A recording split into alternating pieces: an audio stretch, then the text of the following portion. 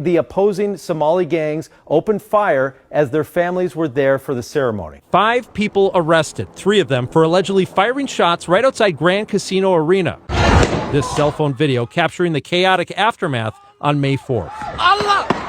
St. Paul police yesterday announcing the suspect's arrest. This is what you can expect when you commit crimes like this in St. Paul.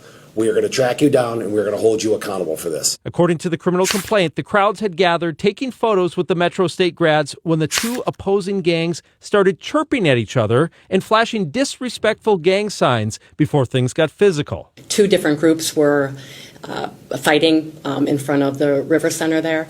At that point, court papers say Zachariah Saeed pulled an AR-15 style rifle out of his backpack and fired right there on Kellogg Boulevard. At that point, Omar Muhammad allegedly pulled out a handgun and fired at Saeed, hitting him in the face. You a rookie on the drill! Court papers say this video shows Saeed being taunted after he was wounded. That one of the people that was shot that day was also one of the people that's been charged and arrested. The violence continued at United Hospital where Saeed was taken, the complaints saying his brother assaulted an opposing gang member who was also wounded. And a third suspect, Khalid Mahamud, is charged with shooting into a car that was driving away from the shooting scene.